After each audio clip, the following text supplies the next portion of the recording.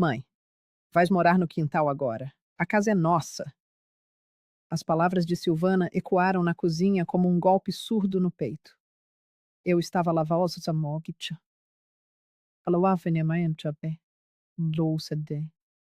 Do que moço, quando ela as pronunciou, com a mesma naturalidade de quem comenta o tempo. As minhas mãos tremeram e o prato escorregou, estilhaçando-se no chão da minha própria casa. A casa que herdei dos meus pais, onde criei os meus 2 filhos, onde chorei a morte do meu marido. A casa que agora, segundo a minha própria filha, já não era minha. Ricardo, o meu genro, estava encostado ao umbral da porta, observando a cena com aquele sorriso cínico que sempre me irritou. 48 anos, um empresário falido que se achava o dono do mundo.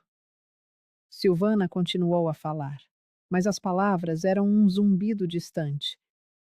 Algo sobre eu estar a ficar confusa, sobre já não ter condições de cuidar de uma casa tão grande, sobre eles precisarem de me proteger. Silvana, o que é que estás a dizer? A minha voz saiu mais fraca do que eu pretendia. Aos 72 anos, a minha filha estava a expulsar-me da minha casa. Mãe, a senhora sabe que não está bem. Na semana passada, esqueceu-se do fogão aceso. Anteontem não se lembrava onde tinha posto a chave do portão. Silvana falava devagar, como se eu fosse uma criança.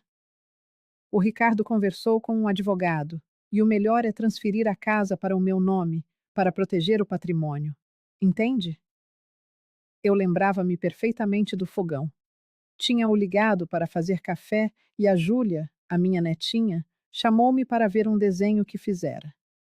Conversamos uns 15 minutos no quarto dela. Quando voltei, o fogo estava no mínimo, nada demais. E a chave do portão? Estava no lugar de sempre, na caixinha da cozinha. Foi Silvana que revirou a casa toda sem olhar direito. Mas naquele momento, ao ver a forma como me olhavam, percebi que a proteção não era para mim. Era para os 600 mil reais que esta casa em Jundiaí valia. Era para as dívidas que Ricardo acumulou quando a sua empresa faliu na pandemia. Era sobre eles precisarem de um lugar para morar sem pagar renda. E se eu não quiser? Perguntei, ainda a segurar o pano de prato, com cacos de louça aos meus pés. O sorriso de Ricardo alargou-se. Dona Camila, a senhora não tem escolha.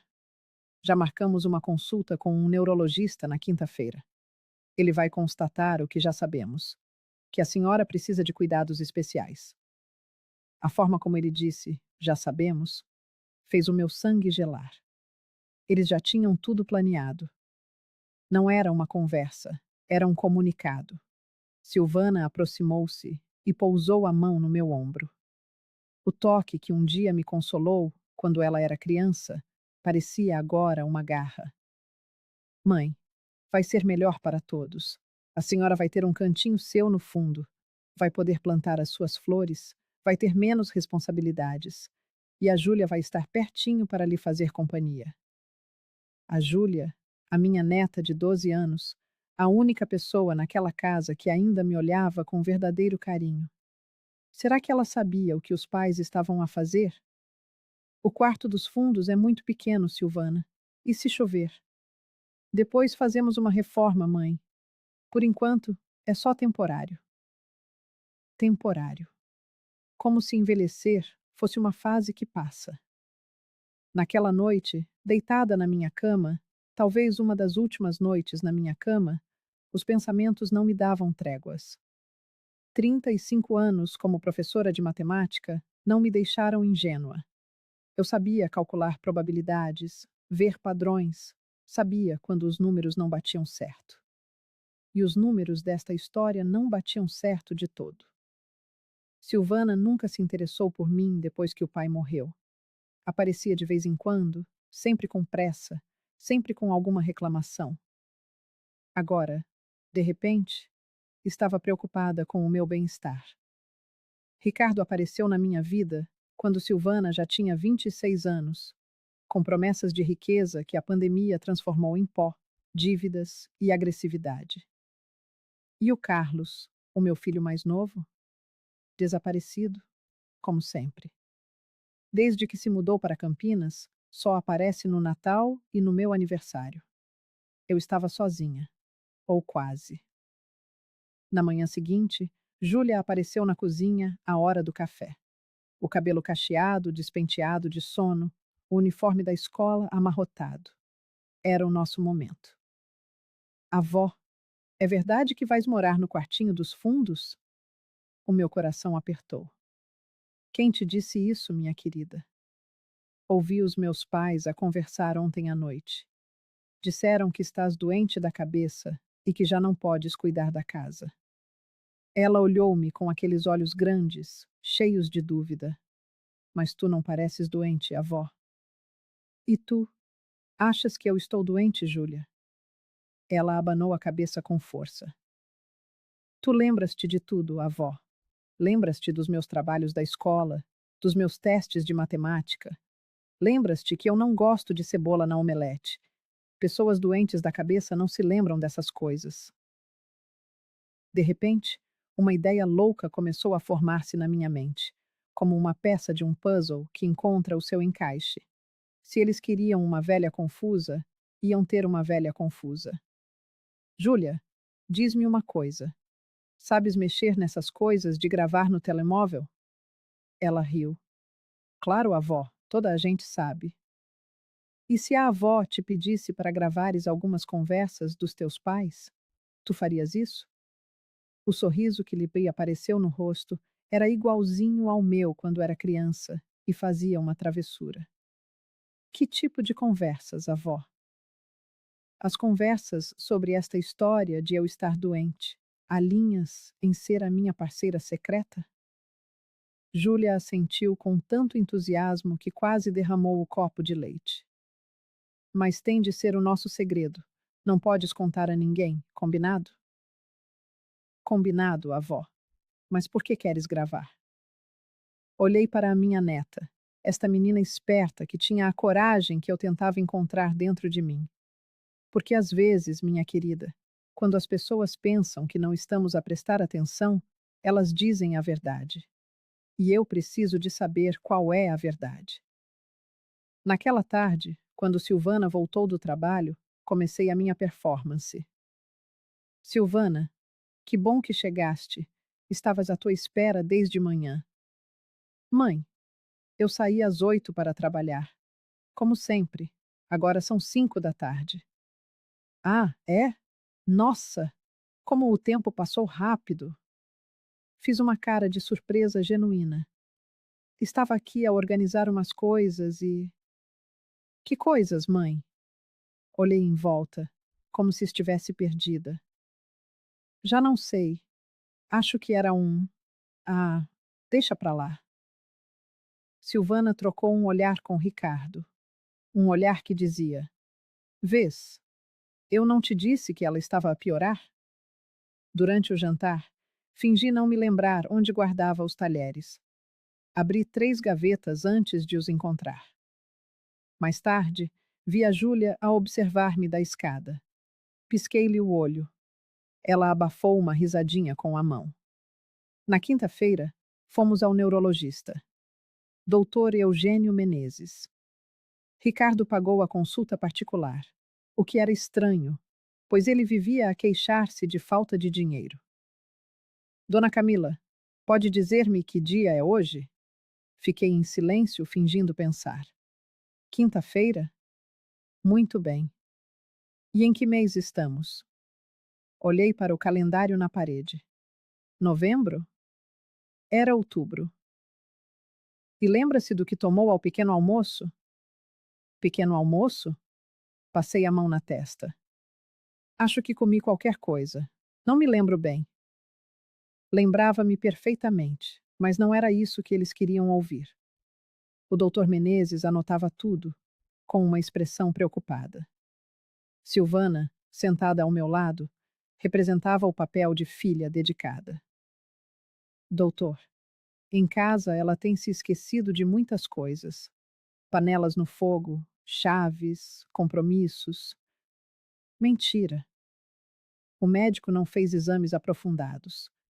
Era como se o diagnóstico já estivesse escrito antes de eu entrar. No final, chamou Silvana para uma conversa particular. Pela porta, ouvi palavras soltas: início de demência, supervisão, questões legais.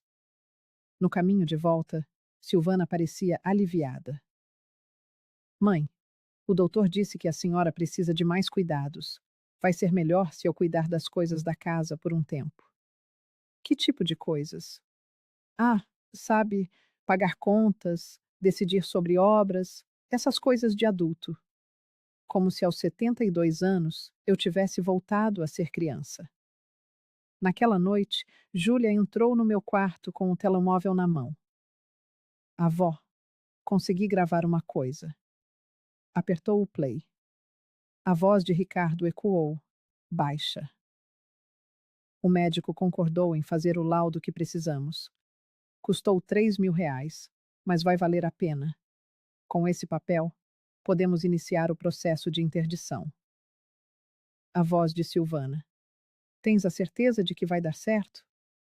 Claro que vai. Ela está claramente a perder a cabeça. Qualquer juiz vai ver isso.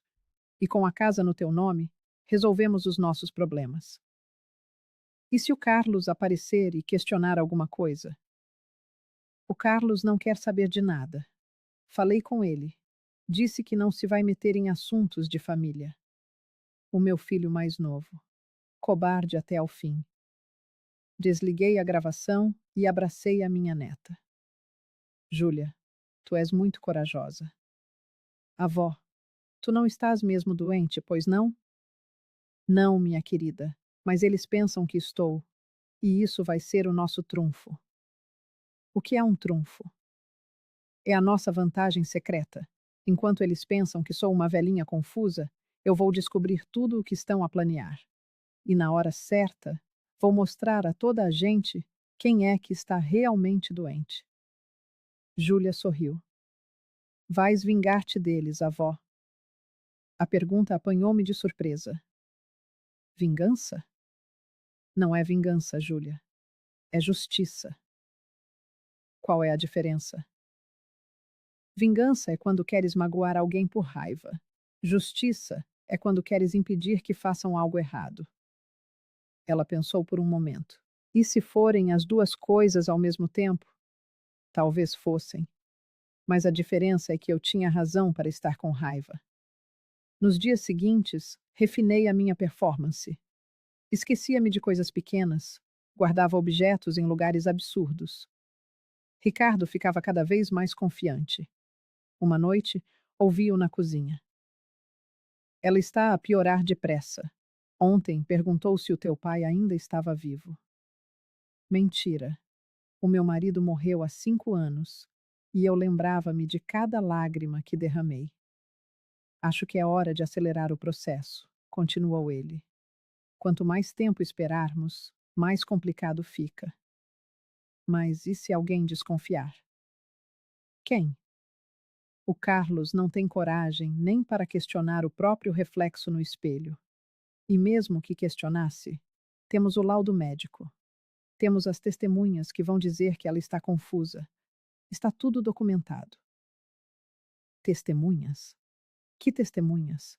Quem mais estava envolvido nesta farsa? Júlia materializou-se à minha frente, os lábios mal se movendo num sussurro urgente. Vó, eles estão a falar em contratar uma enfermeira para ficar consigo durante o dia. A palavra flutuou no ar, carregada de um peso que senti de imediato. Uma enfermeira? Sim, confirmou ela, os olhos grandes e sérios. Para dizer ao juiz que a avó precisa de cuidados especiais a tempo inteiro. A teia, invisível e pegajosa, apertava-se ao meu redor. Mas enganavam-se se pensavam que eu era a única a saber jogar este jogo. A oportunidade surgiu na segunda-feira. Assim que Silvana saiu para o trabalho e Ricardo se embrenhou na cidade para tratar do que eu só podia supor serem os pormenores do processo contra mim, peguei no telefone. O número do Dr. Fernando Carvalho, o meu advogado há mais de 15 anos, estava gravado na minha memória, intacto. Dona Camila, que agradável surpresa. Como tem passado? Estou bem, Dr. Fernando, mas preciso de uma informação. Mantive o tom firme, sem qualquer vestígio da fragilidade que eu ensaiava em casa. Com ele, não haveria teatro. Se alguém tentasse a minha interdição, alegando demência, qual seria o procedimento? O silêncio do outro lado da linha foi denso. Interdição? Repetiu ele, a surpresa a atingir-lhe a viva voz. Dona Camila, alguém está a ponderar tal coisa? Digamos que é uma curiosidade puramente teórica. Bem, começou ele, cauteloso. Seria necessário um laudo médico detalhado, testemunhas, uma avaliação judicial. Mas, Dona Camila, a senhora está perfeitamente lúcida, tem o controlo total das suas faculdades mentais. Seria extremamente difícil alguém conseguir tal coisa sem uma justificação real e concreta. E se esse laudo médico fosse, digamos, tendencioso? A pausa que se seguiu foi ainda mais longa, carregada de implicações. Isso seria um crime, Dona Camila. Falsificação de documentos, fraude. Se a senhora suspeita de algo do gênero, por enquanto, são apenas suspeitas, doutor. Mas se eu quisesse proteger-me preventivamente, seria possível documentar oficialmente a minha capacidade mental? Claro que sim. Podemos solicitar uma avaliação psiquiátrica independente, com um profissional da nossa inteira confiança. E, adicionalmente, podemos preparar uma procuração específica, deixando bem claras as suas decisões sobre o seu patrimônio. Excelente. Vamos agendar isso com a máxima urgência. Dona Camila, perdoe-me a indiscrição, mas a que se deve esta preocupação repentina? Porque, doutor Fernando, por vezes, aqueles em quem mais confiamos são os que empunham as lâminas mais afiadas.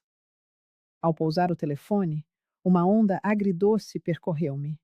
Alívio, por ter traçado uma linha de defesa, e uma tristeza profunda, por saber que a trincheira que eu estava a se cavar era para me proteger da minha própria filha. À tarde, Júlia regressou da escola e procurou-me de imediato, o rosto vincado pela preocupação. Avó, ouvi uma conversa esquisita dos meus pais no carro. Que tipo de conversa? Falavam de uma mulher que vem cá amanhã, uma enfermeira. O pai disse que ela vai confirmar o que o médico disse e que custa R$ 500 por dia. R$ 500 por dia. Uma fortuna para contratar uma atriz, para encenar o papel de enfermeira e mentir sobre a minha sanidade. Era muito mais dinheiro do que eles constantemente se queixavam de não ter. E há mais, avó, continuou ela, a voz baixa. O pai disse que depois da visita da enfermeira, vão levá-la a um cartório para assinar uns papéis importantes. Papéis importantes. A escritura da casa, claro. O meu sangue gelou. Quando, Júlia? Na próxima sexta-feira. 10 dias. Eu tinha 10 dias para reunir as provas e montar a minha defesa. Naquela noite, dei início à minha própria representação. Ao jantar, deixei o garfo pairar a meio caminho da boca, a expressão vazia. Silvana, o que é isto no meu prato? É frango, mãe. Frango grelhado. A mãe adora. Encarei o pedaço de carne como se fosse um artefacto alienígena. Ah, é? Parece diferente. Por cima da mesa, Silvana e Ricardo trocaram um daqueles olhares. Um olhar de triunfo, de quem vê o plano a desenrolar-se na perfeição. Mal sabiam eles que por trás da minha máscara de senilidade, a minha mente estava mais afiada do que nunca. Cada movimento, cada palavra, cada hesitação era friamente calculada, como numa partida de xadrez em que eu já conhecia todas as jogadas do meu adversário. E a minha pequena cúmplice, com o telemóvel discretamente posicionado, registrava tudo. A enfermeira chegou numa terça-feira chuvosa. Eu estava à janela da sala, fingindo observar o jardim com o olhar perdido, quando vi o carro da aplicação parar em frente à casa. Desceu uma mulher de uns 40 anos, de uniforme branco, a carregar uma maleta de aparência profissional. Mas algo na forma como olhava para os lados, nervosa, insegura, denunciava-a. Uma enfermeira a sério não teria aquela postura. Mãe, esta é a dona Regina, disse Silvana, entrando na sala com a mulher a reboque. Ela vai ficar aqui durante o dia para cuidar da senhora. Regina aproximou-se com um sorriso forçado. Bom dia, dona Camila. Como se está a sentir hoje? Fitei-a por longos segundos, como se tentasse processar a informação. Quem é você? Sou a sua enfermeira, dona Camila. Vou ajudá-la com as suas necessidades diárias. Necessidades? Fingi confusão. Que necessidades? Eu sei tomar banho sozinha. Silvana interveio rapidamente. Mãe, a senhora precisa de acompanhamento para tomar os remédios na hora certa, para não se esquecer de comer. Eu não me esqueço de comer. Deixei escapar um tom irritado. Vocês acham que eu sou criança? Claro que não, mãe. Mas às vezes nada. Bati o pé, representando o papel de uma idosa teimosa. Não preciso de ama. Regina anotou algo numa prancheta. O movimento foi demasiado rápido, demasiado automático, como se já soubesse o que ia escrever antes mesmo de me observar. Durante o dia, Regina tentou documentar cada gesto meu. Cada vez que eu fingia esquecer-me de onde tinha posto algo, ela anotava. Cada vez que me confundia com o dia da semana, ela anotava. Cada vez que repetia uma pergunta, ela anotava. Mas Regina cometeu um erro fatal. Ela não sabia nada sobre enfermagem. Dona Camila, vou verificar a sua pressão arterial, disse ela depois do almoço. Estendeu-me o braço e colocou o aparelho na posição errada, sem sequer encontrar o meu pulso corretamente. Depois, anunciou uma pressão absurdamente alta, que me teria mandado diretamente para o hospital. Nossa, 190 por 110, disse ela, anotando. 190 por 110. Uma enfermeira de verdade jamais diria por cento, diria por. E com aquela pressão, eu estaria morta. Mas fingi não entender. Olhei para ela com uma preocupação inocente. Nossa, isso é mal? É um pouco alta, dona Camila. Vou anotar aqui para falar com a sua filha. Regina não fazia a menor ideia de que acabara de cometer um erro que qualquer leigo atento notaria. Era óbvio que não era enfermeira. Provavelmente uma conhecida do Ricardo, que aceitara o teatro por dinheiro. Ao almoço, fingi ter dificuldade em usar os talheres. Pegava no garfo como se nunca o tivesse visto. Virava-o, franzia a testa, confusa. Dona Camila, quer que a ajude a comer? Não sei. Para que serve mesmo esta coisa? Regina quase babava de contentamento enquanto escrevia. Paciente apresenta perda de habilidades motoras básicas. Não reconhece utensílios domésticos. Depois de almoçar, fui à casa de banho e aproveitei para fazer uma chamada rápida ao doutor Fernando. Doutor, uma pergunta. Se eu tiver provas de que estão a forjar documentos médicos para me declarar incompetente, isso é crime? Dona Camila, isso é um crime grave. Falsificação de documento público, estelionato, fraude contra idoso. Pode dar de 2 a 8 anos de prisão. E se eu conseguir gravar confissões dos envolvidos? Seria uma prova irrefutável. Mas, dona Camila, isto é muito sério. A senhora está mesmo a suspeitar de algo assim? Mais do que suspeitar, doutor. Estou a documentar. Quando voltei para a sala, Regina remexia nas gavetas da minha cômoda. O que é que está a fazer? Ela sobressaltou-se. Ah! Dona Camila estava a organizar as suas coisas. A organizar o quê? Quem lhe deu permissão para mexer nas minhas coisas? A sua filha pediu para eu verificar se a senhora não andava a guardar coisas em lugares estranhos. Mentira. Silvana nunca pediria tal coisa. Regina procurava algo. Talvez documentos, talvez dinheiro. Não mexa nas minhas coisas, disse eu com firmeza. Desculpe, dona Camila. Era só para ajudar. Mas ela já tinha anotado na sua prancheta. Paciente demonstra comportamento agressivo e paranoico quando questionada sobre organização pessoal. Agressiva e paranoica, por não querer uma estranha a vasculhar as minhas gavetas.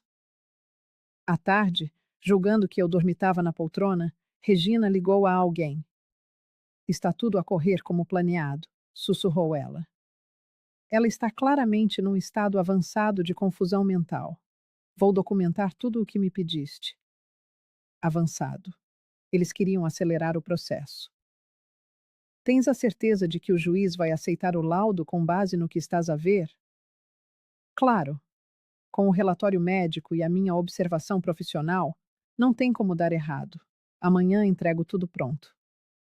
Quando Júlia chegou da escola, encontrou-me na cozinha, a tentar lembrar-me de como se fazia café. Regina estava ao meu lado, a anotar freneticamente. Vó, quer que eu ajude? Perguntou Júlia, entrando na nossa encenação. Ah, minha netinha, que bom que chegaste. Fiz uma cara de alívio exagerado.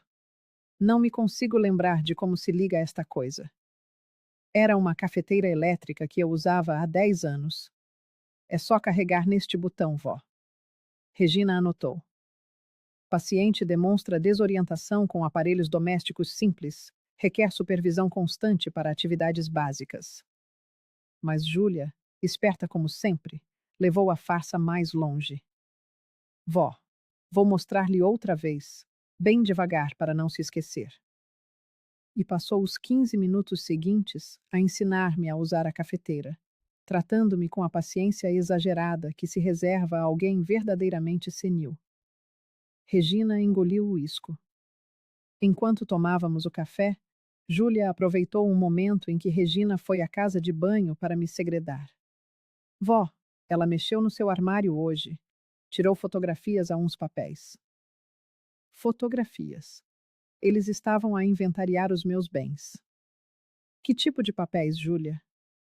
Pareciam os documentos da casa. E anotou os números de umas contas bancárias que estavam numa agenda. A minha agenda pessoal. Mais alguma coisa?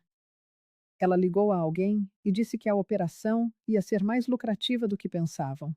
Falou em vender a casa rapidamente e dividir o dinheiro. Dividir o dinheiro? Quantas pessoas estariam envolvidas nesta fraude? Quando Regina voltou, continuei a minha performance, mas agora com um propósito ainda mais claro. Cada mentira que ela anotava, cada comportamento que inventava, cada detalhe que distorcia, iria virar-se contra eles no momento certo. À tarde, encenei um episódio ainda mais dramático. Comecei a vaguear pela casa, à procura de algo inexistente. Onde está? Onde está a minha mala? Alguém me roubou a mala. Que mala, dona Camila? Perguntou Regina, solícita. A mala castanha que eu uso todos os dias. Tinha dinheiro lá dentro. Alguém entrou aqui e roubou-a. Dona Camila, a senhora não saiu de casa hoje. A sua mala está ali, no sofá. Olhei para onde ela apontava. A minha mala preta estava no sítio do costume. Essa não é a minha mala. A minha é castanha. Nunca vi essa na vida. Regina anotou. Paciente apresenta episódios paranoicos severos. Acusa familiares de roubo. Não reconhece objetos pessoais. Silvana chegou a meio do meu surto. Mãe, o que se passa? Silvana, que bom que chegaste. Alguém me roubou a mala e pôs esta, que eu não conheço, no lugar dela. Mãe, essa é a sua mala. A senhora usa-a há 2 anos. 2 anos? Peguei na mala, observando-a como se fosse a primeira vez. Não pode ser. Eu sempre usei uma mala castanha. Mãe, a senhora nunca teve uma mala castanha. Fiz uma expressão de total confusão, como se toda a minha realidade estivesse a ser posta em causa. Era uma performance digna de um Oscar. Naquela tarde, enquanto fingia dormir, ouvi Regina a conversar com Silvana na cozinha. Dona Silvana, hoje foi o pior dia até agora. A sua mãe está com sintomas muito avançados: paranoia, agressividade, perda total de memória recente. O meu relatório vai recomendar cuidados hospitalares imediatos. Cuidados hospitalares? Sim. Ela já não tem condições para ficar em casa, nem mesmo com supervisão. É perigoso para ela e para vocês. Perigosa? Eu? Uma professora aposentada de 72 anos? Mas amanhã ela ainda consegue assinar os papéis? Consegue, sim. Com a medicação certa, ela vai ficar calma e colaborativa. Vai assinar tudo sem questionar. Que tipo de medicação? Um ansiolítico leve. Vai deixá-la um pouco sonolenta, mas consciente o suficiente para a assinatura ter validade legal. Legal. Eles tinham pensado em tudo. E depois? Depois, internam-na numa clínica particular. Com o relatório médico, o laudo da enfermeira e a transferência da casa já assinada, não há como ela reverter nada. Regina, posso perguntar uma coisa? Como é que aprendeu tanto sobre estes procedimentos? Houve uma pausa. Digamos que não é a primeira vez que ajudo uma família numa situação parecida. Naquela noite, depois de Regina se ir embora, Júlia correu para o meu quarto com o telemóvel na mão. Vó, consegui mais uma gravação importante. Ela carregou no play. Era a voz de Ricardo, a falar com alguém. Perfeito. A enfermeira estava a fazer o relatório de que precisamos. Sexta-feira. Levamos a velha ao cartório para assinar a transferência. Com o laudo médico e o relatório da enfermeira, se ela tentar reclamar depois, dizemos que ela assinou num momento de lucidez. A voz do outro lado era masculina, mas desconhecida para mim. E se ela se recusar a assinar? Não vai. Vamos explicar-lhe que é só um papel para a proteger. E se mesmo assim ela resistir, a enfermeira aplica-lhe um calmante antes. Problema resolvido. Um calmante. Eles planeavam drogar-me. Ricardo, tenho de te dizer uma coisa. Era a voz de Silvana. A minha mãe ligou para o Dr. Fernando hoje. Quem é o Dr. Fernando? O advogado dela. Ouvia-a falar sobre interdição, avaliação psiquiátrica. Acho que ela desconfia de alguma coisa. Seguiu-se uma longa pausa. Impossível. Ela mal se lembra do que comeu ao pequeno almoço. Mas e se... Silvana, estás a ser paranoica. A velha não tem capacidade para planear nada. E mesmo que desconfiasse, já é tarde demais. Sexta-feira, isto tudo acaba. A gravação continuou. Só espero que todo este trabalho valha a pena. A voz de Silvana soou, carregada de um cansaço que mal disfarçava a ganância. Vai valer, Ricardo garantiu. 600 mil da casa, mais uns 50 mil que ela guarda na poupança, fora a aposentadoria que cai todo mês. Em 2 anos, quitamos as dívidas e ainda sobra uma fortuna. 50 mil. O número ecoou na minha cabeça. Eles sabiam exatamente o valor da minha segurança, do meu esforço guardado. E a Júlia? Ela não vai estranhar a avó sumir de repente? Júlia se acostuma. Crianças esquecem rápido. E se perguntar demais, a gente diz que a avó foi para um lugar onde cuidam melhor dela. A minha neta ouviu cada palavra. Os próprios pais, planejando descartar a avó como se eu fosse um objeto incômodo, um problema a ser eliminado. Quando o áudio sibilou para o silêncio, O som dos soluços de Júlia preencheu o quarto. Vó, eles vão mesmo. Te levar embora? A voz dela era um fio, trêmulo de lágrimas. Vão tentar, meu amor, respondi, envolvendo-a nos meus braços. Mas não vão conseguir. Como você tem tanta certeza? Porque amanhã eu vou dar o próximo passo do nosso plano. Mas por dentro eu estava apavorada. Não pela casa, não pelo dinheiro. Estava apavorada pela frieza gélida da minha própria filha. Como ela podia falar em me internar com a mesma naturalidade com que se discute onde guardar um móvel velho? Em que ponto da vida eu tinha errado tanto com ela? À noite, depois que a tal Regina foi embora, Júlia veio correndo para o meu quarto com o celular na mão. Vó, consegui outra gravação. É importante. Ela deu o play. Era a voz de Ricardo, ao telefone. Perfeito. A enfermeira está finalizando o relatório de que a gente precisa. Na sexta, levamos a velha no cartório para assinar a transferência. Com o laudo médico e o relatório dela, se a velha tentar reclamar depois, a gente alega que assinou num raro momento de lucidez. A voz do outro lado era masculina, desconhecida para mim. E se ela se recusar a assinar? Não vai. A gente diz que é só um papel para protegê-la. Se ainda assim ela resistir, a enfermeira aplica um calmante antes. Problema resolvido. Um calmante. Eles planejavam me drogar. Ricardo, preciso te falar uma coisa. A voz de Silvana interrompeu. Minha mãe ligou para o Dr. Fernando hoje. Quem é Dr. Fernando? O advogado dela. Eu a ouvi falando sobre interdição, avaliação psiquiátrica. Acho que ela desconfia de alguma coisa. Uma longa pausa. Impossível. Ela mal lembra o que comeu no café da manhã. Ele riu, desdenhoso. Silvana, você está sendo paranoica. A velha não tem capacidade de planejar nada. E mesmo que tivesse, já é tarde. Na sexta, tudo isso acaba. Naquele intervalo, entre uma confusão fingida e outra, eu consegui fazer 3 ligações cruciais. A primeira, para o Dr. Fernando. Doutor, preciso que o senhor antecipe nossa avaliação psiquiátrica para amanhã de manhã. É urgente. Dona Camila, é possível. Mas posso saber o motivo da pressa?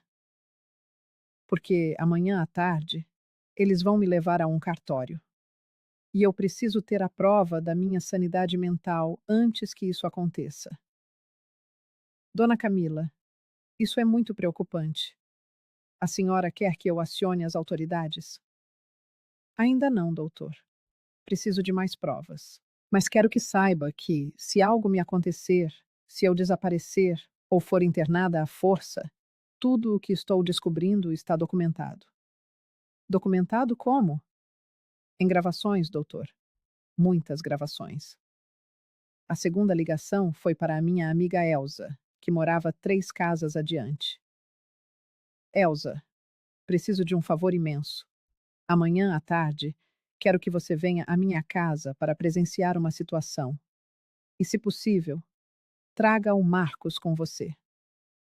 Marcos era seu filho, um advogado recém-formado. Camila, está tudo bem? Sua voz está estranha. Está tudo ótimo, Elsa. Mas preciso que confie em mim. Venha amanhã, às 2 da tarde, e traga o seu celular para gravar. Gravar o quê? Uma revelação. Uma que vai chocar você tanto quanto está me chocando. Camila, você está me assustando. Eu sei, querida, mas amanhã você vai entender tudo. E vai ver que sua amiga não está louca, embora tenham se esforçado muito para fazer todos acreditarem nisso. A terceira ligação foi para um número que encontrei na agenda de Ricardo. Alô? Aqui é Camila Vaz. Soube que o senhor é o advogado cuidando do meu processo de interdição. Silêncio do outro lado. Gostaria de informá-lo que tenho pleno conhecimento do processo fraudulento que estão montando. E que na sexta-feira, quando trouxerem uma senhora de 72 anos para assinar papéis sob efeito de medicação, vocês terão uma surpresa. Senhora, eu não sei do que está falando. Ah, não sabe? Então, deixe-me refrescar sua memória. Doutor Eugênio Menezes, laudo médico falsificado, uma enfermeira fraudulenta chamada Regina, transferência forçada de propriedade. A memória já voltou? Outra pausa longa. Eu. Eu só estou seguindo os procedimentos legais. Procedimentos legais não incluem subornar médicos nem contratar atrizes. Mas não se preocupe, doutor. Amanhã, todos nós teremos uma conversa muito esclarecedora. Desliguei antes que ele pudesse responder. Eu sabia que a ligação os deixaria em alerta, nervosos. Era exatamente o que eu queria. Pessoas nervosas cometem erros. E eu contava com um erro fatal. Quando Regina foi embora naquele dia, ela estava eufórica, com páginas e páginas de anotações sobre meu suposto estado mental deteriorado. Silvana a acompanhou até a porta. Como ela está, Regina? Pior do que eu imaginava. Hoje, teve episódios severos de desorientação. Não reconheceu ninguém. Perdeu a noção do tempo. Teve surtos de pânico. Meu relatório vai recomendar internação imediata. Internação. Era ainda pior do que eu temia. Tem certeza de que amanhã ela terá condições de assinar? Com um calmante leve pela manhã, ela ficará dócil e cooperativa. Vai assinar qualquer coisa que puserem na frente dela. Antes que Regina saísse, eu a chamei da janela. Moça, moça da roupa branca. Ela se aproximou, condescendente. Sim, dona Camila. Você volta amanhã? Volto, sim. Que bom, eu disse, com um sorriso inocente. Porque tenho uma coisa muito importante para te mostrar. O que é? É surpresa, respondi, piscando para ela como uma velhinha travessa. Regina sorriu de volta, certa de que era apenas mais um delírio. Mas Silvana, que ouvia tudo, franziu a testa. Que coisa importante, mãe. Ah, filha, nem lembro mais. Deve ser bobagem minha. Mas eu vi a semente da dúvida plantada no olhar dela. Naquela noite, Júlia entrou no meu quarto mais cedo. Vó, estou com medo. Medo de quê, meu anjo? E se der errado? E se eles conseguirem te internar? E se eu ficar sozinha com eles? A pergunta partiu meu coração. Uma menina de 12 anos, com medo dos próprios pais. Sentei-me na cama e a puxei para perto. Júlia, olhe para mim. Você acha que sua avó chegou aos 72 anos sendo boba? Ela negou com a cabeça. 35 anos ensinando matemática me ensinaram a resolver problemas complexos. E este problema tem solução. Amanhã você vai ver. O que vai acontecer amanhã? Amanhã, minha querida, a velha confusa vai desaparecer. E a professora Camila Vaz vai voltar. Como? Lembra da lição sobre frações equivalentes? Como duas frações podem parecer diferentes, mas ter o mesmo valor? Lembro. Pois é. Eu fingi ser uma coisa, mas sempre fui outra. Amanhã, vou mostrar o meu verdadeiro valor. Júlia sorriu, um brilho de esperança nos olhos. Posso ajudar? Claro. Mas você precisa fazer algo muito importante amanhã de manhã. O quê? Finja que está doente. Não vá para a escola. Quero que você esteja aqui para ver tudo. E se eles não deixarem? Vão deixar? Estarão tão focados no plano deles que não vão prestar atenção em mais nada. Vó? Sim? Você tem certeza de que é justiça e não vingança? A pergunta pairou no ar. Sabe, Júlia, descobri que não importa. O que importa É que é a coisa certa a se fazer. E às vezes, quando alguém tenta te destruir, você precisa se defender com toda a força. Mesmo que seja sua família, principalmente quando é família. Porque a família deveria te proteger, não te roubar. Ela ficou quieta, processando. Vó, posso te fazer uma pergunta difícil? Claro, minha filha. Você ainda ama a mamãe? A pergunta me atingiu como um soco. Levei um longo tempo para encontrar uma resposta honesta. Júlia, eu amo a menina que a sua mãe foi um dia, a criança que eu criei, que brincava neste mesmo quarto e me abraçava quando tinha pesadelos. Essa Silvana, eu amarei para sempre. E a mamãe de agora? A mamãe de agora está perdida, Júlia. Está fazendo escolhas terríveis por desespero. Mas isso não significa que eu vou deixar que ela me destrua. Ela vai ficar com muita raiva de você amanhã. Sim, vai. Talvez nunca me perdoe. E você está preparada para isso? Do alto dos seus 12 anos, minha neta me fazia a pergunta mais difícil da minha vida. Não sei se alguém está preparado para perder uma filha, respondi com a voz embargada.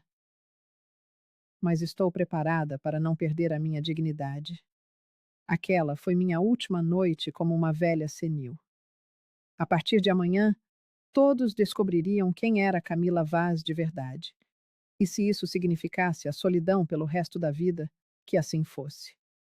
Melhor sozinha com dignidade do que acompanhada na humilhação. O dia da verdade amanheceu com uma chuva fina batendo na janela. Sexta-feira, 16 de outubro. O dia em que Camila Vaz ressuscitaria dos mortos. Às 7, Júlia apareceu na cozinha, curvada, fingindo uma dor de barriga. Mãe, não estou me sentindo bem. Silvana, ansiosa com os preparativos, mal olhou para ela. Fique em casa, então.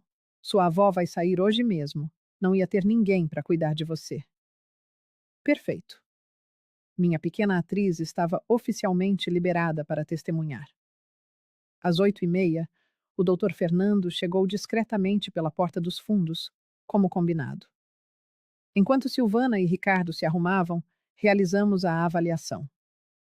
Dona Camila, vou fazer algumas perguntas padrão. Seu nome completo? Camila Vaz. Santos, 72 anos, viúva, ex-professora de matemática. Proprietária desta casa, na Rua das Acácias, 247, Jundiaí, São Paulo. Hoje é sexta-feira, 16 de outubro de 2024. Quer uma operação matemática? 423 multiplicado por 17 é igual a 7.191. O doutor Fernando sorriu. Dona Camila, sua mente está mais afiada que a de muitos jovens de 40. Vou documentar tudo oficialmente. Doutor, mais uma coisa. Eles vão tentar me drogar. Tenho como me proteger? Sim. Vou deixar com a senhora um kit para exame toxicológico de urgência. Se houver suspeita, isso provará que foi medicada contra a sua vontade. Guardei o kit na gaveta da cômoda. Às 9, Regina chegou, trazendo uma maleta diferente da do dia anterior. Bom dia, dona Camila. Como se sente? Imediatamente vesti minha personagem. Quem é você? Por que tanta gente estranha na minha casa? Sou a enfermeira, lembra? Vim cuidar da senhora. Enfermeira? Olhei ao redor, confusa. Eu estou doente? Ninguém me avisou. Ela abriu a maleta e tirou uma pequena seringa. Trouxe um remedinho para a senhora ficar mais calma hoje. Que remédio? Eu não tomo remédios. É só uma vitamininha. Vai lhe fazer bem. A vitamininha. O calmante que me deixaria dócil. Não quero. Não estou doente. Dona Camila, sua filha, pediu. É importante. Nesse momento, Silvana entrou na sala. Mãe, tome o remédio. É para o seu bem. Que bem? Vocês querem me matar? Não diga bobagens, mãe. É só um calmante. Não quero. Saiam da minha casa. Regina se aproximou com a seringa.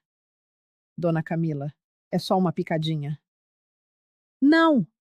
Comecei a gritar, encenando pânico total. Socorro! Estão tentando me matar! Mãe, pare com esse escândalo! Socorro! Júlia! Júlia, me ajuda! Minha neta apareceu correndo, com o rosto contorcido em falso pavor. O que está acontecendo? Minha netinha, elas querem me dar uma injeção. Não deixe que me machuquem. Ricardo entrou na sala, furioso. Que gritaria é essa? Sua sogra não quer tomar o medicamento, disse Regina. Então segurem-na, ele ordenou, com a frieza de um carrasco. Segurem-na, como se eu fosse um animal. Silvana agarrou meu braço direito. Ricardo, o esquerdo. Regina avançou com a seringa. Por favor, implorei, com lágrimas de mentira nos olhos. Não façam isso comigo. A agulha estava a 1 centímetro da minha pele quando a campainha tocou. Quem é? Rosnou Ricardo, irritado. Deve ser a Elsa, disse Silvana. Deve ter ouvido os gritos da mamãe. Elsa, minha amiga, pontual como um relógio suíço. Vai atender, ordenou Ricardo a Silvana. E diga que está tudo bem. A voz de Silvana atravessou a casa enquanto ela se dirigia à porta.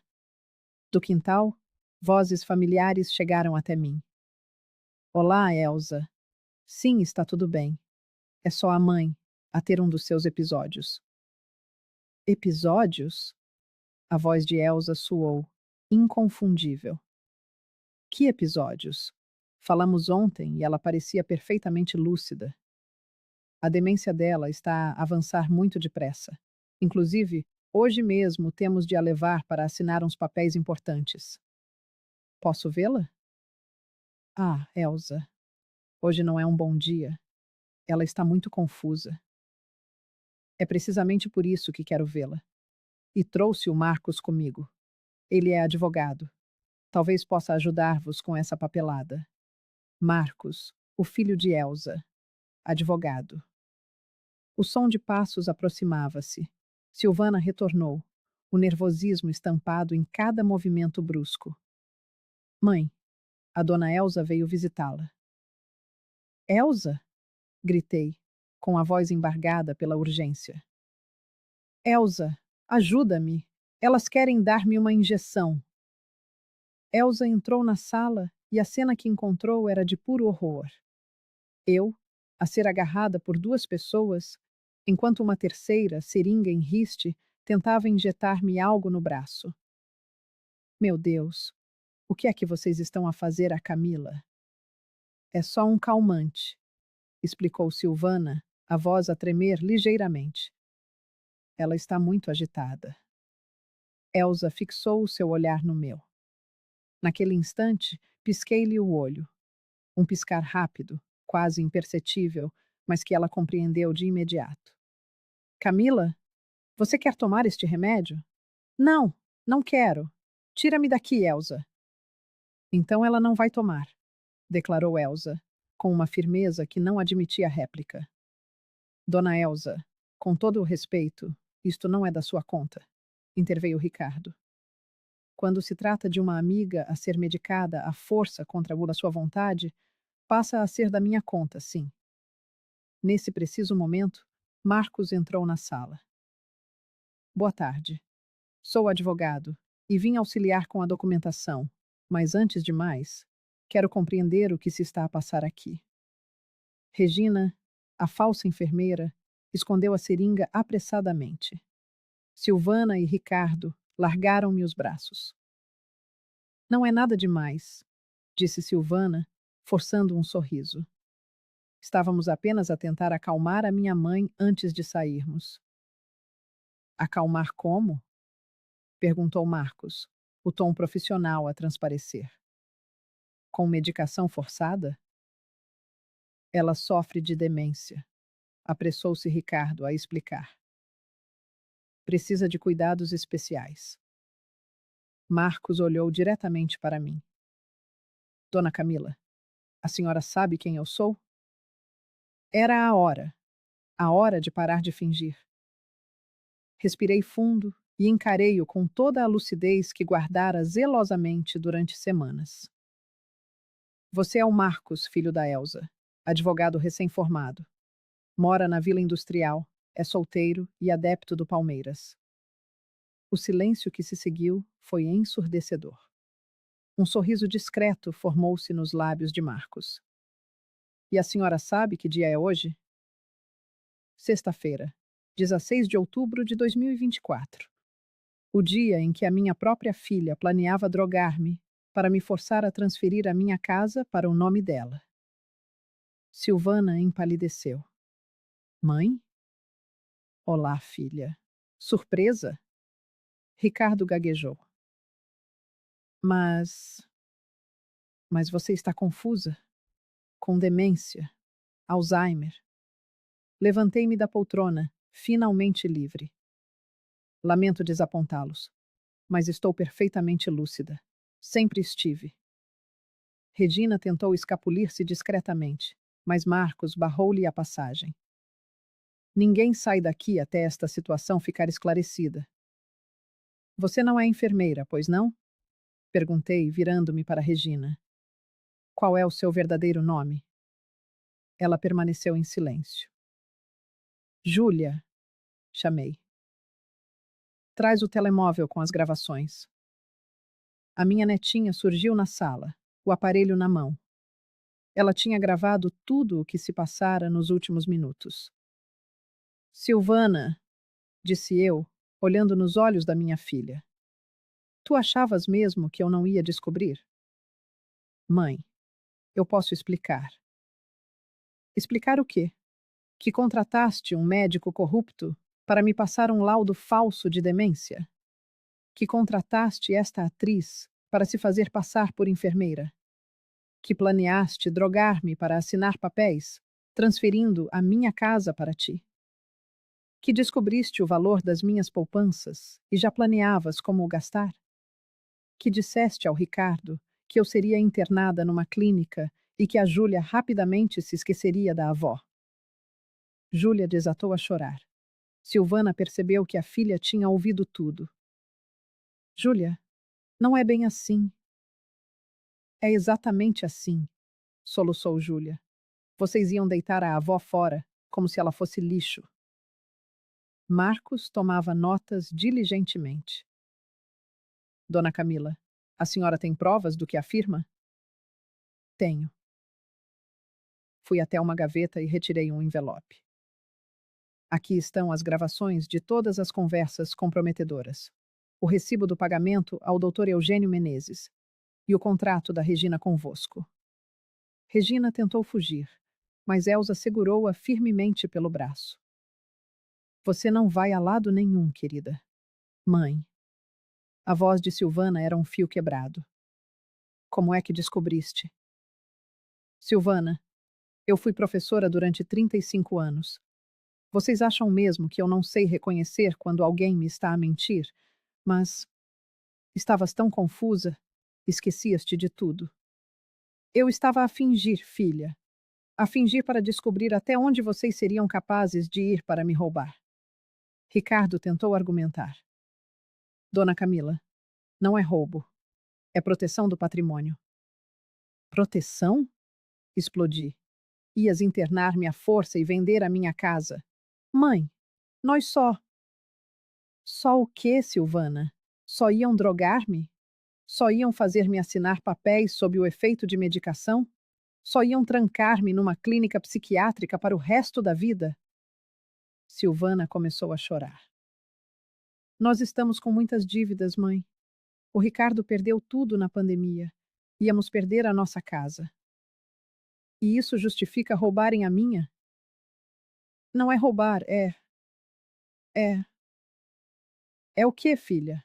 Fala. Quero ouvir. É sobrevivência, interveio Ricardo. A senhora tem 72 anos. Para que precisa de uma casa tão grande? A audácia daquele homem deixou-me sem palavras por um instante. Para que preciso? Esta casa é minha, Ricardo. Herdei-a dos meus pais, paguei todas as remodelações, cuidei dela por mais de 40 anos. E tu achas que tens o direito de decidir o que eu faço com ela? Não é isso. É exatamente isso. Vocês decidiram que eu sou velha demais para ter direito à minha própria propriedade. Marcos interveio, a voz calma, mas firme. Dona Camila, os senhores preferem resolver isto aqui? Ou devo chamar a polícia? Polícia? Ricardo ficou branco. Por que a polícia? Porque o que vocês fizeram é crime, explicou Marcos. Falsificação de documento médico, fraude contra idoso, cárcere privado, tentativa de burla qualificada. A lista é longa. Mãe, implorou Silvana, não vais chamar a polícia para tua para tua própria filha, pois não? Olhei para ela. A minha menina, a filha que eu ensinei a andar, a ler, a ser honesta. Silvana, responde-me a uma coisa. Se tivesse resultado, se eu tivesse assinado os papéis drogada, vocês iam mesmo internar-me? Ela hesitou. A hesitação foi resposta suficiente. Iam, murmurei para mim mesma. Vocês iam mesmo internar-me numa clínica psiquiátrica. Só temporariamente, disse Ricardo. Até a senhora se habituar à ideia. Até eu morrer, queres tu dizer? Não, dona Camila. Chega, disse Marcos pegando no telemóvel. Vou chamar a polícia. Não, gritou Silvana. Por favor, mãe. Podemos resolver isto em família. Família? Olhei para ela com uma mistura de tristeza e raiva que nunca pensei sentir por um filho. Silvana, a família não droga a família. A família não rouba a família. A família não interna a família num hospício. Mãe, eu amo-te. Tu amas o meu dinheiro. Se me amasses, nunca terias sequer cogitado fazer-me isto. Júlia aproximou-se e abraçou-me. Avó, o que é que vai acontecer agora? Olhei para a minha neta, a única pessoa naquela casa que esteve do meu lado. Agora, Júlia, a avó vai decidir o que fazer com as pessoas que tentaram destruir a sua vida. E tu, o que farias? Chamarias a polícia para a tua própria mãe? Conseguirias olhar nos olhos de uma criança de 12 anos e explicar-lhe por que é que a mãe dela vai ser presa? Ou existe perdão para quem tentou internar-te num hospício? O telefone tocou. Era o doutor Fernando. Dona Camila, conseguiu a documentação de que falamos? Consegui, doutor. E muito mais. A senhora está bem? Estou. Estou perfeitamente bem e perfeitamente lúcida. Desliguei e olhei para todos na sala.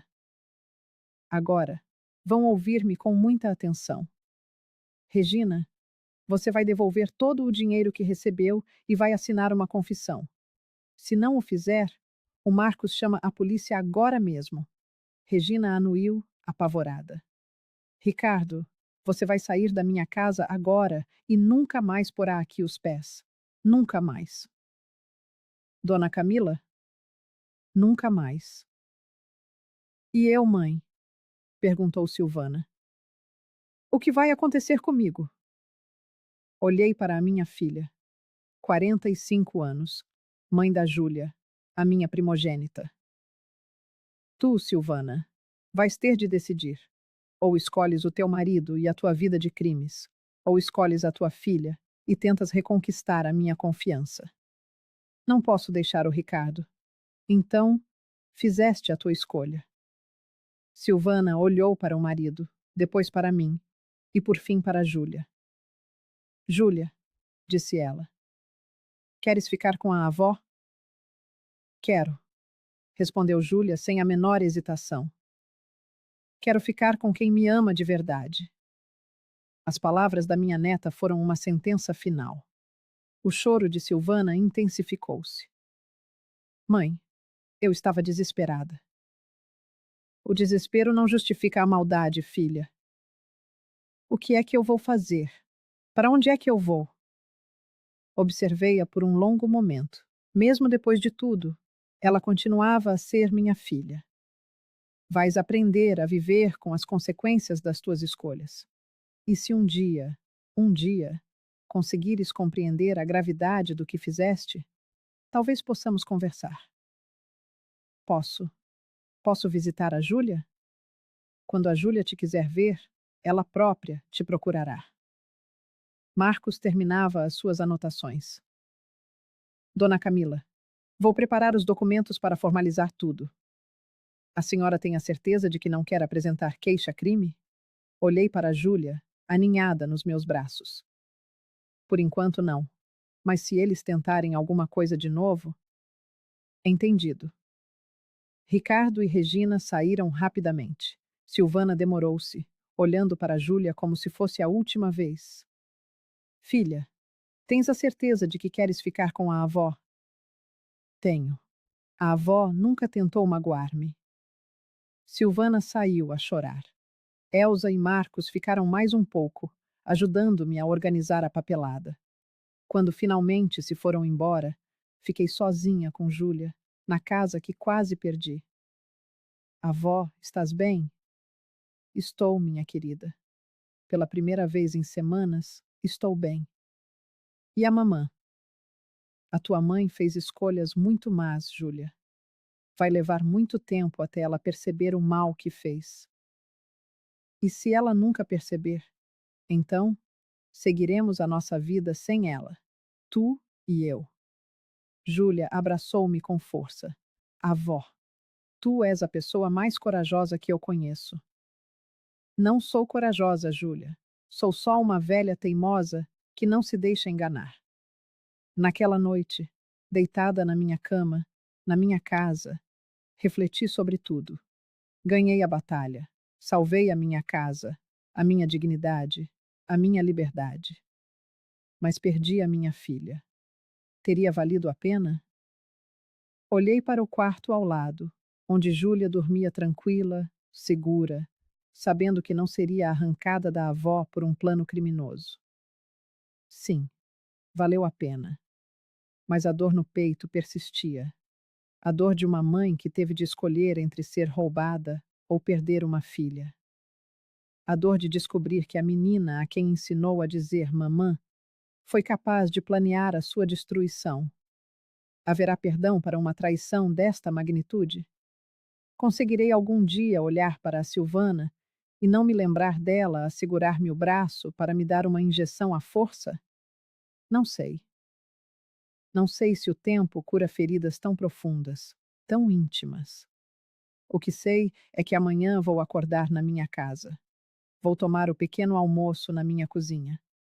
Vou cuidar da minha neta que escolheu ficar comigo. Vou continuar a ser a Camila Vaz, a professora reformada que não se deixou enganar. E talvez, só talvez, isso seja suficiente. 8 meses passaram desde aquela sexta-feira que mudou tudo. 8 meses desde que descobri que a minha própria filha era capaz de me drogar para me roubar a casa. 8 meses a criar a minha neta sozinha, a reaprender a ser mãe aos 72 anos. A vida seguiu em frente, como sempre segue. Júlia adaptou-se à nova rotina com uma facilidade que por vezes me assustava. Nos primeiros meses, nunca perguntou pelos pais. Era como se tivesse compreendido, com aquela estranha sabedoria das crianças, que certas portas se fecham para sempre. O processo legal contra Regina, Ricardo e o Dr. Eugênio Menezes decorreu sem grandes complicações. Regina foi condenada a 2 anos de prisão por burla qualificada e associação criminosa. O médico perdeu a licença e também foi preso. Ricardo conseguiu um acordo, pagou uma multa e ficou em liberdade condicional, mas desapareceu de Jundiaí pouco depois. Soube que se mudou para o interior. para tentar recomeçar longe dos credores e da vergonha. E a Silvana? A Silvana desapareceu. Nos primeiros dias após o confronto, ainda telefonava. Chorava ao telefone, pedia perdão, dizia que estava arrependida. Eu ouvia em silêncio e desligava. Não por crueldade, mas porque não tinha nada para lhe dizer. Como se explica a uma filha que ela partiu algo dentro de nós que talvez nunca mais se conserte? Passado um mês, os telefonemas pararam. Avó, às vezes tenho saudades dela, disse-me a Júlia numa tarde de domingo, enquanto fazíamos um bolo de chocolate. E não há mal nenhum em ter saudades, minha querida. Ela é tua mãe. Mas ela é uma mãe má? A pergunta apanhou-me desprevenida. Como explicar a uma criança que o mundo não se divide entre pessoas boas e más, mas sim entre pessoas que fazem escolhas boas e más? A tua mãe não é má, Júlia. A tua mãe fez escolhas muito más. E às vezes, quando uma pessoa faz escolhas demasiado más, precisa de se afastar até aprender a fazer escolhas melhores. E se ela aprender? Então, veremos. Mas por dentro, eu duvidava. Como se aprende a não trair a própria mãe? Como se aprende a não desejar a internação compulsória de quem nos deu a vida? A rotina com a Júlia mostrava-se mais exaustiva do que a minha memória guardava. Acordar cedo para a levar à escola, ajudar com os trabalhos de casa, comparecer às reuniões de pais, de avós, acompanhá-la nas consultas médicas. O meu corpo de 72 anos sentia o fardo desta responsabilidade renovada. Mas, em contraponto, havia alegrias das quais eu já me esquecera. O cheiro do seu cabelo depois do banho, os desenhos que ela fazia para decorar o frigorífico, as histórias que inventávamos juntas antes de dormir, e a forma como ela me olhava quando eu explicava algo difícil, com aquela admiração pura que só as crianças possuem. Vó, por que é que és tão inteligente? Perguntou ela uma noite, depois de eu a ter ajudado com um problema de matemática. Não sou mais inteligente que ninguém, Júlia. Sou apenas mais velha. E quando se fica mais velho, aprende-se muita coisa. Que tipo de coisas? Aprende-se a reconhecer a mentira nos olhos de alguém. Aprende-se que nem todo eu te amo é verdadeiro. E aprende-se que, por vezes, é preciso simular fraqueza para descobrir quem realmente se importa conosco. Como quando fingiste que estavas doente. Exatamente. Foi difícil fingir? Muito. Porque eu precisava de me lembrar de tudo o que estava a acontecer, mas agir como se já me tivesse esquecido de tudo. Júlia ficou pensativa. Vó, posso fazer-te uma pergunta sobre a mamã? O coração apertou, como sempre acontecia quando ela tocava no assunto. Podes, claro. Achas que ela se arrepende do que fez? Acho que sim, Júlia. Mas arrependimento e mudança não são a mesma coisa. Qual é a diferença? Arrependimento é sentir-se mal pelo que se fez. Mudança é agir de forma diferente da próxima vez. Era uma resposta demasiado simples para uma situação tão complexa, mas era a única que eu conseguia oferecer a uma menina de 12 anos. No final de maio, quase 6 meses depois de tudo, a Silvana apareceu. Era uma tarde de terça-feira. A Júlia estava na escola e eu regava as plantas do jardim quando vi uma figura familiar, parada do outro lado da rua. Magra demais, cabelo despenteado, roupas que pareciam ter servido de pijama. Ficou ali por quase 1 hora, a observar a casa. Pensei em entrar e fingir que não a tinha visto. Pensei em chamar a polícia. Pensei em atravessar a rua e perguntar-lhe o que queria. No fim, não fiz nada. Continuei a regar as minhas plantas, fingindo não notar que a minha filha estava ali, do outro lado da rua, a chorar. Quando a Júlia chegou da escola, a Silvana já tinha desaparecido. Vó, está ali uma pessoa na rua a olhar para a nossa casa, disse a Júlia, a espreitar pela janela da sala. Olhei. A Silvana estava de volta, agora sentada no banco da praça em frente. É a mamã, disse a Júlia, sem emoção na voz. É. O que é que ela quer? Não sei, minha querida. Posso ir falar com ela? A pergunta que eu tanto temia. Tu queres falar com ela? Júlia ficou num silêncio longo. Não sei. Ela parece triste. A tua mãe está triste, Júlia. Mas pessoas tristes, por vezes, fazem coisas terríveis quando estão desesperadas. Ela vai fazer coisas más outra vez? Não sei. E é por isso que não te posso deixar aproximar. Júlia assentiu. Aos 12 anos, ela já compreendia que a segurança vem antes do sentimento. A Silvana ficou na praça até anoitecer. No dia seguinte, lá estava ela novamente. E no outro. Passou uma semana inteira ali, a olhar para casa, para a filha que via chegar da escola, para a mãe que fingia não notar a sua presença. E você? Teria coragem de ignorar a sua própria filha a pedir perdão em silêncio? Conseguiria fingir que não vê o arrependimento nos olhos de quem a traiu? Na sexta-feira não aguentei mais. Júlia, vai para o teu quarto e fica lá até eu te chamar. Por quê, vó? Porque eu vou falar com a tua mãe. Atravessei a rua devagar, sentindo o peso da idade nos joelhos e o peso da decisão no coração. A Silvana viu-me a aproximar e levantou-se do banco. De perto, parecia ainda mais magra. Olheiras profundas, mãos trêmulas. Mãe? Silvana. Posso. Posso sentar-me? Sentamo-nos no banco. Duas mulheres que um dia se amaram incondicionalmente e que agora mal conseguiam olhar uma para a outra. Como estás? Perguntou ela. Bem, cansada, mas bem. E a Júlia? A Júlia está ótima. Teve a nota máxima a matemática na semana passada. A Silvana sorriu pela primeira vez. Saiu a avó. Saiu. Ficamos em silêncio por alguns minutos.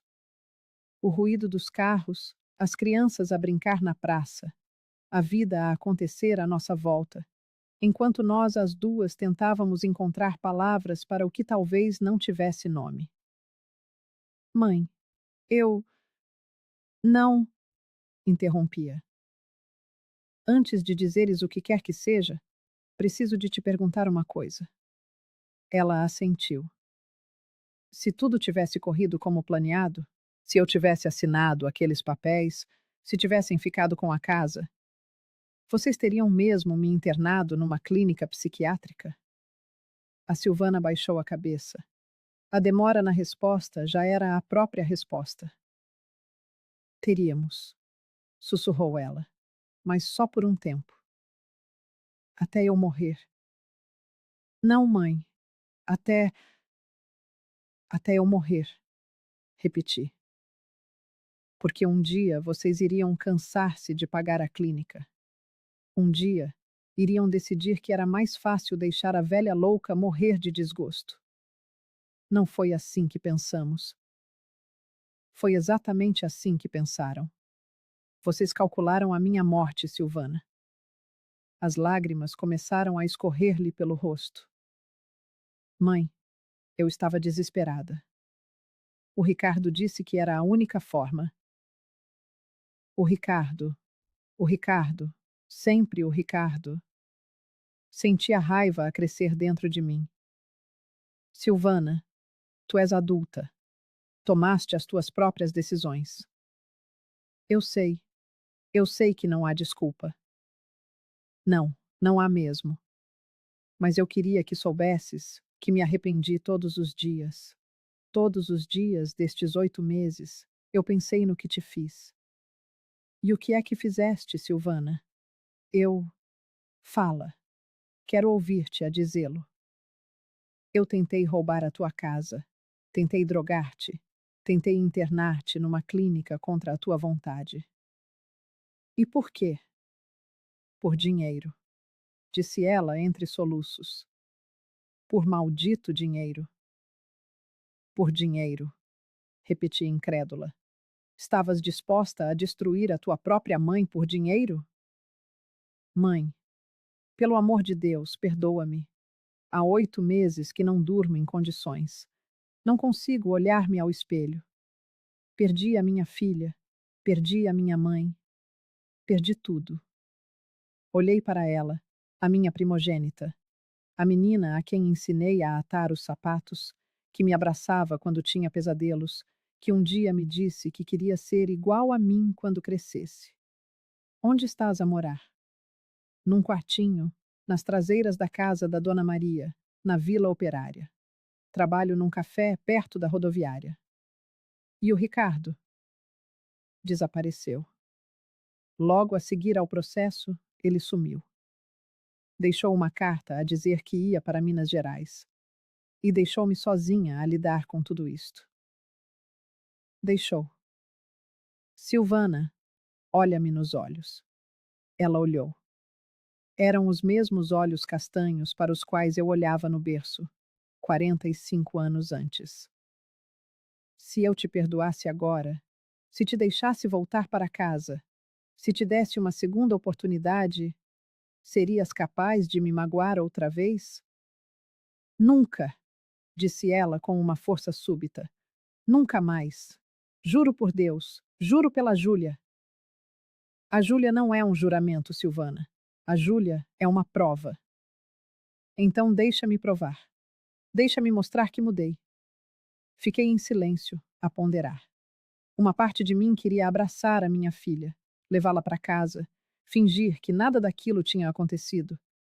Era a parte mãe, a que a criou e a amou incondicionalmente por 45 anos. Mas havia a outra parte. A parte que se recordava da agulha fria aproximando-se da minha pele. A parte que sentia o aperto da mão dela no meu braço, preparando-me para uma injeção contra a minha vontade. A parte que ouvia, em eco, os planos para me trancarem num asilo. Silvana, há erros que quebram pessoas e há erros que quebram relações. O que tu me fizeste quebrou as duas coisas. Mas, mãe, deixa-me terminar. Eu não sei se algum dia conseguiria confiar em ti de novo. Não sei se conseguiria dormir na mesma casa que tu, sem o medo de acordar com uma seringa no meu braço. Eu nunca mais. Tu disseste que nunca farias isso antes, e fizeste. Como posso acreditar que nunca mais o farás? A Silvana chorou com mais força. Então não há perdão? Não há volta a dar? A pergunta de 1 milhão de euros. Não sei, respondi com honestidade. Não sei se é possível recuperar de uma traição como esta. E a Júlia? Posso vê-la? A Júlia decidirá quando estiver pronta. Não a vou forçar a ver-te, nem a não te ver. E eu?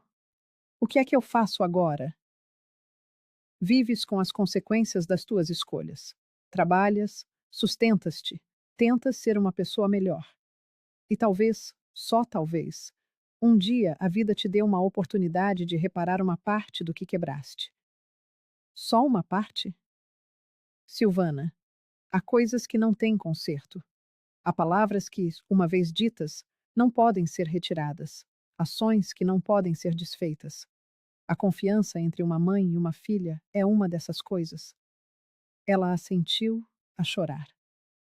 Mas há algo que talvez tenha conserto, continuei. O quê? Podes tentar reconquistar o amor da tua filha. Não o meu perdão. Esse talvez nunca aconteça. Mas o amor da Júlia? Se provares que mudaste, se mostrares que és uma pessoa diferente, talvez um dia ela queira voltar a conhecer-te. E como é que eu provo isso? Vivendo, trabalhando, sendo honesta, sendo a mulher que devias ter sido antes de me traíres. Levantamo-nos do banco. Era hora de ir. Mãe, posso dar-te um abraço? Olhei para ela por um instante. A minha filha, a minha traidora, a minha menina perdida. Podes. Abraçamo-nos ali, no meio da praça. Um abraço com sabor à despedida, a perdão negado, a um amor que já não conseguia curar-se. Cuida da Júlia, disse ela ao meu ouvido. Vou cuidar. E cuida de ti também. Vou tentar. Quando cheguei à casa, a Júlia esperava-me à janela. Então, vó, o que é que ela queria? Queria pedir perdão. E tu perdoaste? Não sei, Júlia. É complicado. Por quê? Porque perdoar não é o mesmo que esquecer. E eu não consigo esquecer o que ela me fez. E ela pode voltar para casa? Não. Pelo menos, não para já. Mas por quê? Porque a confiança é como um vaso, minha querida. Quando se parte, mesmo que colhes os pedaços, as rachaduras ficam lá para sempre. A Júlia refletiu. Mas se ela mudou mesmo, talvez um dia vocês as duas se possam conhecer de novo, como pessoas diferentes. E tu? Eu não, minha querida. Eu sou demasiado velha para fingir que certas coisas não aconteceram. Naquela noite, depois de a Júlia adormecer, fiquei na varanda a olhar para as estrelas, a pensar em escolhas, em consequências, em perdão. Teria sido demasiado dura? Será que uma mãe de verdade não deveria perdoar tudo? Ou será que há traições demasiado profundas para serem perdoadas? Não sei. O que sei é que, aos 72 anos, já não tenho tempo para fingir que confio em quem tentou destruir-me. Não tenho energia para viver em alerta, sempre desconfiada, com medo dentro da minha própria casa. Prefiro a solidão honesta à companhia perigosa. Obrigada por ter chegado ao fim desta história. Se ela o tocou de alguma forma, se o fez pensar sobre família, perdão ou a dignidade na terceira idade, por favor, partilhe. Porque, por vezes, conhecer a história de alguém ajuda-nos a compreender as nossas próprias escolhas. Hoje, quase um ano depois, a Júlia tem 13 anos e continua a ser a minha companhia, a minha alegria, a minha razão para acordar todos os dias. Ela nunca mais perguntou pela mãe, mas de vez em quando apanho-a a olhar pela janela com um ar pensativo. A Silvana ainda aparece na praça. Não todas as semanas, mas aparece. Nunca tenta aproximar-se. Apenas fica ali a observar. Talvez à espera de um sinal de que pode tentar de novo. Mas o sinal nunca chega, porque eu aprendi que a dignidade não se negocia, que o respeito não se implora e que o amor verdadeiro não planeia a destruição de quem se ama. Aprendi que, por vezes, ser uma boa mãe é ensinar que as ações geram consequências, mesmo que essa lição nos parta o coração. E aprendi que uma mulher de 72 anos pode ser muito mais forte do que alguma vez imaginou. Pode fingir-se de louca para encontrar a verdade. Pode escolher a dignidade da solidão em vez da companhia do perigo. Pode, sim, ensinar ao mundo que ser idoso não é sinônimo de ser frágil, que ser velho não é sinônimo de ser tolo, e que família, a verdadeira família, é quem nos protege, não quem nos destrói. O meu nome é Camila Vaz. Tenho 72 anos. Sou dona da minha casa, guardiã da minha neta e uma sobrevivente da minha própria filha. E estou em paz com todas essas coisas.